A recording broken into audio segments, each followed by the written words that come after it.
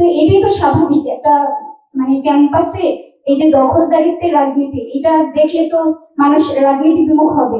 ঢাকা বিশ্ববিদ্যালয়ে মানে যারা হচ্ছে শতভাগ আবাসিকরণের রাজনীতি করে তাদের সাথে আমি থাকবো এবং আমি বাংলাদেশ ছাত্র ফেডারেশনের সদস্য হই। সেখান থেকে আমার বিভিন্ন আন্দোলনে যাওয়া, সেই আন্দোলনগুলোতে আমি সব সময় চেষ্টা করেছি যে শিক্ষার্থীদের পক্ষের যে বয়ানটা তুলে আনা, সেটা আমি নিজেকে রিলেট করে সবকিছু করেছি আর কি। এক্সট্রিম মশার কয়েল প্ল্যান্ট ফাইবার দিয়ে তৈরি, ডেঙ্গু চিকুনগুনিয়া বাহি সহ যে কোনো মশার বিরুদ্ধে দেয় এক্সট্রিম সুরক্ষা। বিশ্ববিদ্যালয়ের বিভিন্ন সংকটগুলো ছিল বিগত ফ্যাসিস্ট আমলে। দেখেছি যে ছাত্র সংগঠনগুলো, বিশেষ করে সরকার দলীয় ছাত্র সংগঠন, যেটা হচ্ছে বিশেষভাবে ক্ষমতায়িত হয় প্রশাসনের দ্বারা, প্রশাসনের মদত থাকে এতে।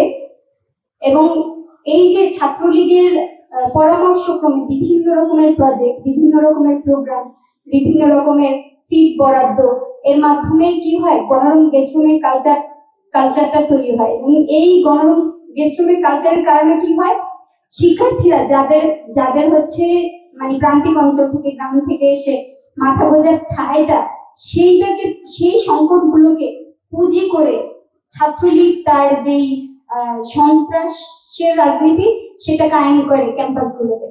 ঢাকা বিশ্ববিদ্যালয়ের হলগুলো সেই সন্ত্রাস কায়েমের আতুর ঘরে পরিণত হয়। এই হলগুলোতে যেভাবে তারা রাজনীতি করেছে সেটার প্রশাসনের প্রায় নির্লজ্জভাবে মদত ছিল। এবং হচ্ছে আমরা চাই যে ডাকসু নির্বাচনের মাধ্যমে এমন কোনো মানে ছাত্র প্রতিনিধি উঠে আসুন যারা হচ্ছে শিক্ষার্থীদের হয়ে কাজ করবে এবং শিক্ষার্থীদের কথা বলবে।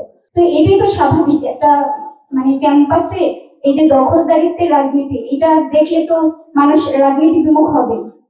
তো ডাকসু হইতে পারে একটা ছাত্র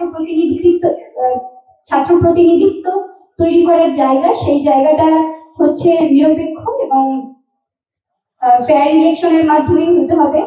এবং বিশেষ করে ঢাকা বিশ্ববিদ্যালয়কে কিভাবে শিক্ষার্থী বান্ধব করা যায়, কিভাবে নারী শিক্ষার্থী বান্ধব করে দেওয়া যায়, সেইটার দিকে ধাবিত করা। এবং ডাকসু নির্বাচনের মাধ্যমে যেন হচ্ছে ছাত্র সংগঠন, জুলাই গণ অভ্যুত্থানের পরে আমরা দেখেছি যে ছাত্র সংগঠনগুলোকে একসাথে বসানোর অনেক প্রচেষ্টা থাকে, কিন্তু সেই জায়গা থেকে কোনোভাবেই আমরা ঐক্যমত্যে পৌঁছতে পারি নাই।